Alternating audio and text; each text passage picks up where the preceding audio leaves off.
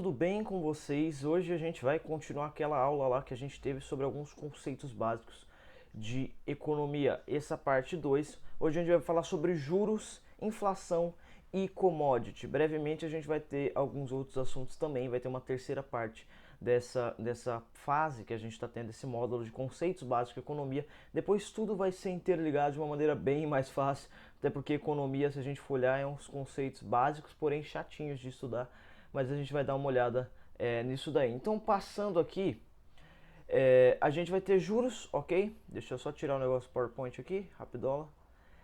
Vai ter juros, vai ser o primeiro tema que a gente vai tratar hoje. Que raios, que diabos é juros, Gabriel? Eu ouço isso daí só no meu cartão de crédito, quando eu estou muito ferrado, e a gente vai entender algumas coisas, alguns conceitos sobre os juros.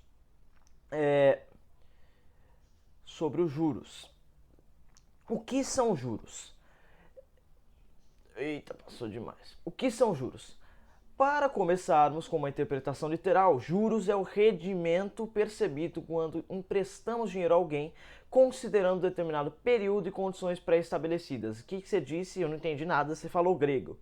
Basicamente, o que eu disse é que os juros ele é uma espécie de aluguel do dinheiro. Eu te empresto dinheiro e ganho um pouco a mais para compensar o dinheiro que eu perdi para te socorrer naquele momento. Então, ele vai se basear em uma espécie do valor do dinheiro. A gente vai entender juros como uma espécie de aluguel de dinheiro e como essa espécie de valor do dinheiro. Então, a gente ouve muito cartão de crédito, essas coisas, juros, sem juros e sem entradas, mas, entre aspas, ali há juros sim e há, tecnicamente, entradas pelo sistema tributário. O próprio valor do dinheiro se é tido pelos juros. Então, a gente sabe, como a gente viu na aula passada, que o papel moeda em si próprio não tem valor nenhum. Algum valor papel moeda não possui, nenhum. O que faz ele ter um valor é o capital, é a riqueza que aquela nação produziu, que é materializada no papel moeda. E aí a gente entende que o único valor que o papel moeda terá mesmo será nesse valor de juros. Ou seja, é uma espécie de aluguel do dinheiro. Eu te empresto ali, a gente vai olhar numa relação de empréstimo, os juros é isso. Eu te empresto dinheiro, porém ganho algo a mais, porque senão nada compensa eu te prestar o dinheiro, eu só perdo esse dinheiro, certo? Vamos prosseguindo aqui. Esse rendimento, porém, se relaciona com os indivíduos da negociação de diferentes maneiras. Então, quando se trata do rendimento dos juros, a gente vai ter uma relação que é muito importante entender para alguns conceitos que a gente vai ver na terceira aula, como tesouro e outras coisas, ok? Então, olha aí, credor e devedor, a relação entre dois indivíduos diferentes, que é o credor e o devedor. O credor, obviamente, é o sujeito que tem direito a receber os juros. Como foi ele que emprestou o recurso, é justo que seja compensado pelo período em que disponibilizou esse valor. E depois a gente entra aí com o devedor, aquele que gastou demais ou precisou do dinheiro na hora e precisou pegar esse empréstimo. Esse é quem fez o empréstimo, em espécie ou na forma de um crediário. Por conta do serviço, ele terá um acréscimo cobrado pela disponibilidade do recurso no momento. E esse acréscimo é justamente os juros, certo? Por que Gabriel está falando de juros? Você vai entender depois da última aula como as coisas, esses conceitos vão se conectar, ok? É importante que você anote algumas questões, porque é economia, então é necessário entender alguns conceitos, beleza? Passando aqui, nesse cenário, os juros, ok? Na relação entre credor e devedor, os juros, eles são os valores, o valor expresso da operação, quer dizer que ele está ali diretamente, ele está ali justamente como o aluguel do dinheiro. Diferentemente da taxa de juros, que é representada pelo percentual de remuneração ou cobrança da operação, que é aquele, e é claro, o período que ela incide, mensal, semestral, anual, ou seja, aquele período que você pegou esse dinheiro, ou o percentual de remuneração que você vai dar ao credor, a pessoa que te emprestou esse dinheiro, a cobrança dessa operação, diferentemente da taxa de juros, ok? Os juros são valor expresso, a gente vê, tá ali os juros. Diferentemente da taxa de juros, que é algo mais indireta, algo um pouco mais escondido, mas que dá para ver, obviamente, não, a gente não estaria tratando dela. Como são calculadas as taxas de juros? Para decidir o cálculo das taxas, tudo dependerá do que foi acordado no contrato. porém costumam ser considerados, obviamente, a gente vai ver daqui a pouco que é a inflação, o índice de inflação, os riscos do empréstimo. Vale a pena eu emprestar para você? Você é um bom pagador? Aí na questão do tesouro a gente vai entender alguns problemas que o governo brasileiro tem em relação à economia. Você paga? Você cumpre o precatório? Quanto maior for o risco, maiores serão os juros. Quer dizer, quanto maior o risco da operação, maior vai ser a compensação e você vai aumentar a dívida de alguém ou até mesmo de um governo. Né? A gente vai entender as relações geopolíticas da economia futuramente. A compensação pela não aplicação do dinheiro em outro investimento. Por que eu tenho que prestar para você e eu não vou ali? Não, porque eu preciso do dinheiro. Beleza, então vou compensar esse dinheiro em tal valor porque eu queria investir ali, mas vou priorizar, mas vai ter uma compensação. E os custos administrativos, quanto vai custar toda essa operação para mim e se compensa eu te emprestar esse dinheiro. Então, análise de alguns riscos e principalmente a gente tem que olhar o capital de giro de capital de operação. O que raios é o capital de giro, o que raios é o capital de operação. Hoje no Brasil a gente tem um problema de que o capital de giro, principalmente nas empresas, ele é ligado ao capital de operação. Ou seja, para mim ter uma empresa de ônibus, eu preciso comprar todos os ônibus. Eu não posso terceirizar os ônibus. Isso deixa mais caro o produto, certo? Para ter uma licitação, por exemplo, para uma empresa pública, os ônibus têm que pertencer à minha frota, à minha empresa. Eu não posso contratar alguém que tem um ônibus para trabalhar para minha empresa, como funciona o Buzzer, por exemplo, e outros aplicativos. Então ele vai analisar esse cenário de economia e ele vai ver se vale a pena ali emprestar esse dinheiro e aí analisando, dependendo, quanto menor for o risco, mais baixos serão os juros, quanto maior for o risco, como está bem ligado no risco de empréstimo, maiores vão ser a cobrança desse aluguel do dinheiro. A gente prossegue aqui, a gente tem modalidades de juros. Não é simplesmente juros, pronto, acabou. Existem algumas modalidades. Não vou focar tanto nisso, mas eu preciso que você entenda o conceito de juros para a gente trabalhar outros conceitos ao decorrer desse módulo. O juros simples, como o próprio nome diz, essa é uma taxa definida previamente que incide apenas sobre o valor do empréstimo. Aquela relação credor-devedor bem básica. Eu comprei aquela relação até mesmo que é considerada no Brasil agiota, né? Juros compostos, ok? Eu quero que você pelo menos decore os juros simples, juros compostos, para você entender alguns conceitos mais lá para frente. Então anota, tenta fazer esse bagaço aí que vai ser que economia é um bagulho assim que pega, mas se você aprende, mano, você não é mais enganado por ninguém, Qualquer político que vai dizer que vai tirar dinheiro, sei na onde, você entende, você tem uma noção ali, certo? Juros compostos, também chamados de juros sobre juros.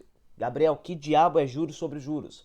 Aqui o percentual da taxa incide sobre o valor final do período anterior, ou seja, houve mais de um empréstimo, certo? Então, o período anterior, a taxa de juros vai ser colocada lá, naquele período. Então, lembra que o período é semestral, anual, mensal, vai ser colocado anteriormente. Então, sempre um atrás, ou dois atrás. Ou seja, quando ele já tiver o valor do juro acrescido, vai ser os juros sobre os juros. Então, por exemplo, eu paguei, é um juros que vai crescendo, ok? Esse hoje é o regime mais comum no sistema financeiro brasileiro, de juros compostos. Eu paguei a taxa de juros antes, mas vai vir a taxa de juros sobre os juros e vai acumulando. É um juros acumulativo, então ele vai acumulando de acordo com o período anterior. E aí a gente vai entender, eu preciso que você entenda esses dois tipos de conceitos, certo? Eu acho que a gente está caminhando bem até agora.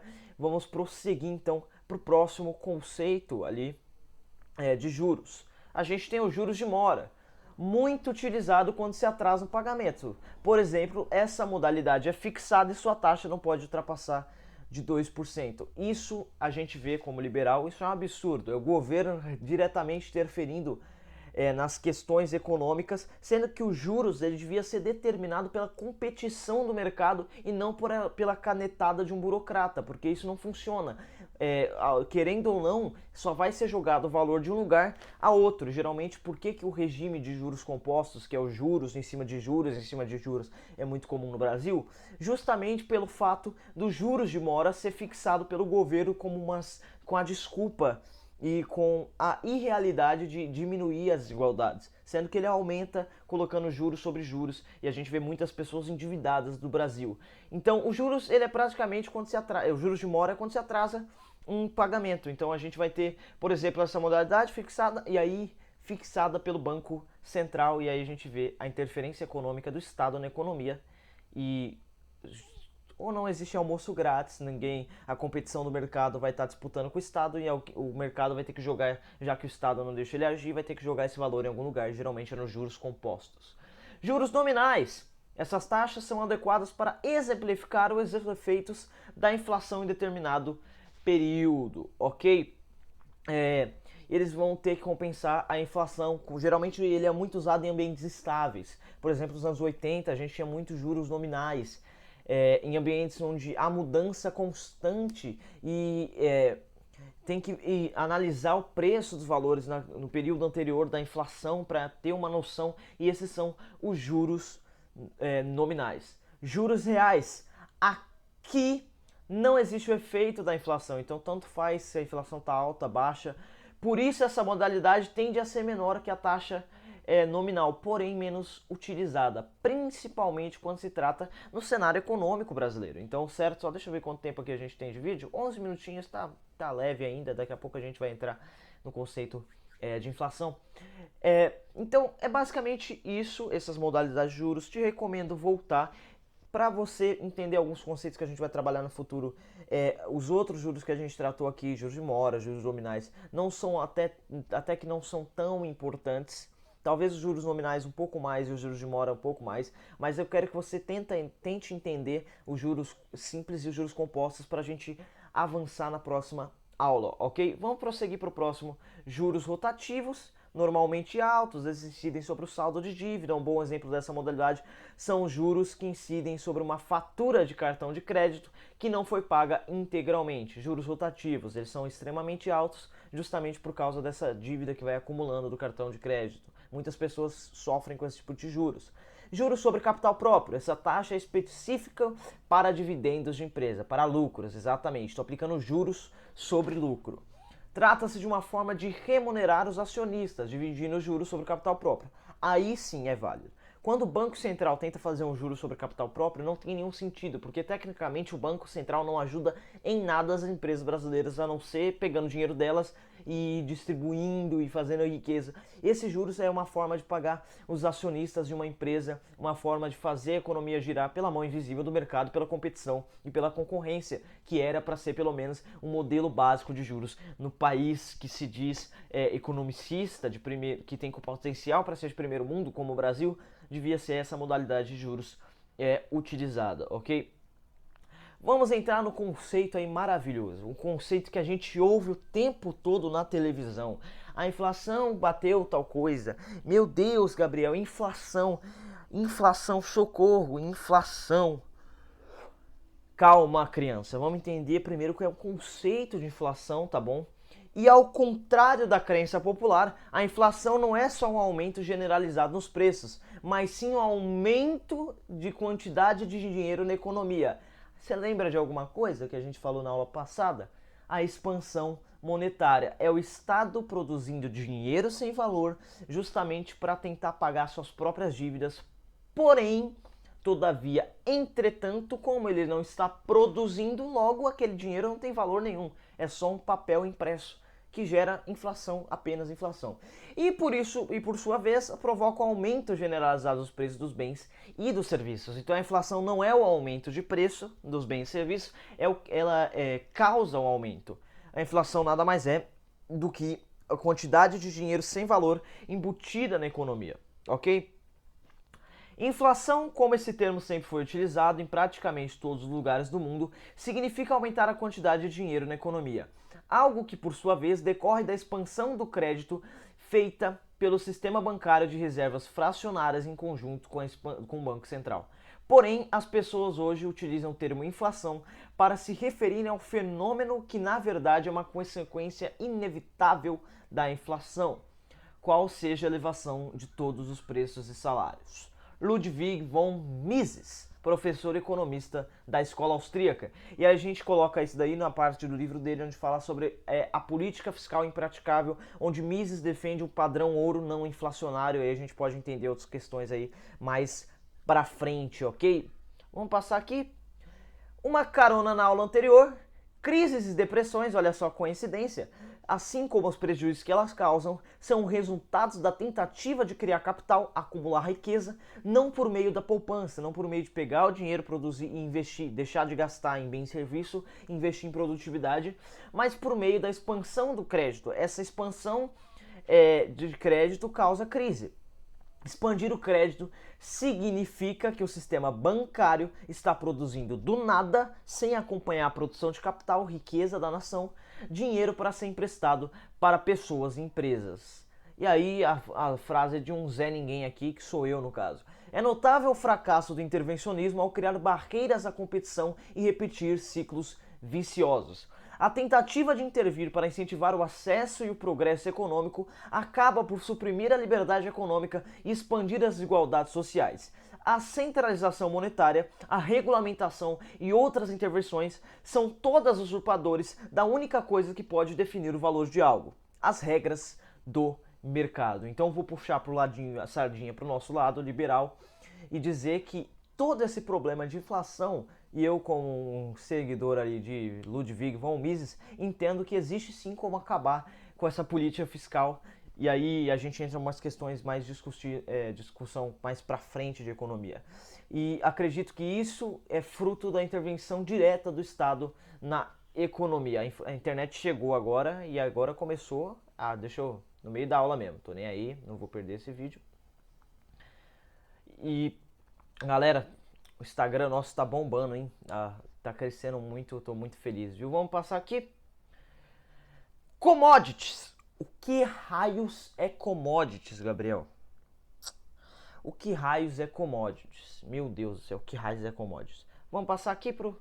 Eu mudei o layout do slide, falei só agora.